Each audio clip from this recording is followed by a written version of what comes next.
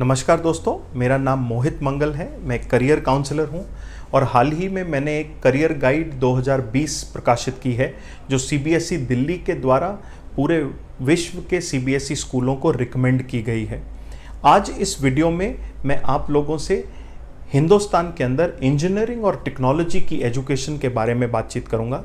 मैं आपको बताऊंगा कि किस तरह के बच्चे को इंजीनियरिंग और टेक्नोलॉजी में जाना चाहिए, कौन कौन सी डिग्रीज हिंदुस्तान में अवेलेबल हैं इंजीनियरिंग के एरिया में, उनके एलिजिबिलिटी क्राइटेरिया क्या हैं, नेशनल लेवल के कौन से एंट्रेंस एग्जाम हैं जो बच्चा दे सकता है, और इंजीनियरिंग और टेक्नोलॉजी ख़त्म करने के बाद किस तरह का प्रोफेशन जो है वो स्टूडेंट ज्वाइन कर सकता है हिंदुस्तान के अंदर। तो सबसे पहले चलिए बात करते हैं क्वालिटीज़ की। सबसे इम्पॉर्टेंट क्वालिटी जो बच्चे में होनी चाहिए वो है एकेडमिक ओरिएंटेशन। पीपल ओरिएंटेशन है या नहीं है कोई फ़र्क नहीं पड़ता, क्रिएटिव ओरिएंटेशन है या नहीं है कोई फ़र्क नहीं पड़ता। उसके अलावा बच्चा मैथ्स के अंदर और साइंसेस के अंदर काफ़ी स्ट्रांग होना चाहिए और उसकी अफिनिटी होनी चाहिए टेक्नोलॉजी की तरफ। उसका इंटरेस्ट होना चाहिए लेटेस्ट मशीन्स, गैजेट और अलग अलग चीज़ें, जैसे घर में कुछ ख़राब हो गया उसको ठीक करने की कोशिश करना, इस तरह की चीज़ों में उसकी रुचि होनी चाहिए। और लंबे समय तक बैठ के कंप्यूटर के ऊपर या किताबों के साथ पढ़ाई करने में वो कंफर्टेबल होना ही चाहिए। और उसके अलावा इवन प्रैक्टिकल फील्ड में जाने के बाद भी वो लंबे समय तक काम करने में कंफर्टेबल हो, ऐसे बच्चे को इंजीनियरिंग या टेक्नोलॉजी के एरिया में जाना चाहिए। डिग्री ऑप्शंस हिंदुस्तान के अंदर इंजीनियरिंग के एरिया में जो अवेलेबल हैं वो है बीई, बीटेक, बीई या BME integrated, BTech MTech integrated या बैचलर ऑफ फैशन टेक्नोलॉजी। उसके अलावा 10th के बाद हिंदुस्तान के अंदर 6 साल का डिप्लोमा प्लस बीटेक भी अवेलेबल है, जिसका एलिजिबिलिटी क्राइटेरिया है कि 10th में बच्चे के पास मैथ्स और जनरल साइंस होना चाहिए और उसके 70% से ज़्यादा मार्क्स होने चाहिए। उसके अलावा अगर मेन स्ट्रीम डिग्रीज 12th के बाद की हम बात करें तो एलिजिबिलिटी क्राइटेरिया है 10+2 फिजिक्स, केमिस्ट्री और मैथ्स के साथ बच्चे का किया हुआ होना चाहिए।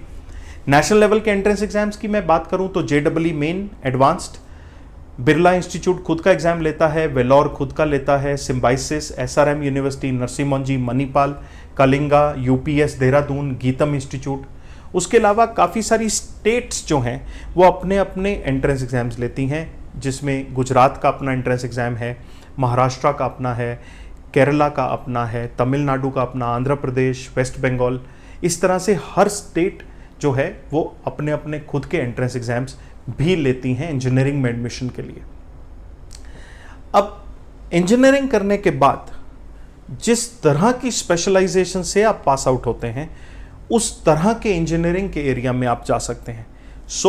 मैंने लिखा है that you can be an engineer किन किन एरियाज में: aerospace, aeronautical, aircraft maintenance, automobile, biochemical, biological sciences, biomedical, ceramic, chemical, civil, computer science, electrical, electronics, electronics and communication, electronics and electrical, electronics and instrumentation, engineering physics, engineering science, environment, fire technology, food and nutrition, food technology, genetic engineering, geo informatics, industrial and systems, instrumentation, leather technology, manufacturing science, marine technology, material science, mathematics and computing, mechanical, mechatronics, metallurgical, mineral, mining, mining machinery, naval architecture, ocean engineering, petrochemical, petroleum, plastic, polymer, production, robotics and textile. ये सारे अलग अलग professions हैं engineering की branch के basis के ऊपर जो आप ज्वाइन कर सकते हैं डिग्री कोर्स के बाद। अगर इसके रिलेटेड आपके कोई भी सवाल हो तो नीचे कमेंट बॉक्स में आप अपना सवाल डाल सकते हैं या मेरी वेबसाइट www.mohitmangal.com के ऊपर मुझे क्वेश्चन पोस्ट कर सकते हैं।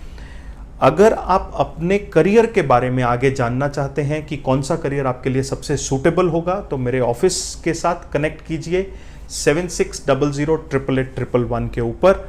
आप सोशल मीडिया पे मेरे को फॉलो कर सकते हैं, फेसबुक, लिंक्डइन, यूट्यूब या इंस्टाग्राम पे मेरा आईडी है IQ मोहित। धन्यवाद।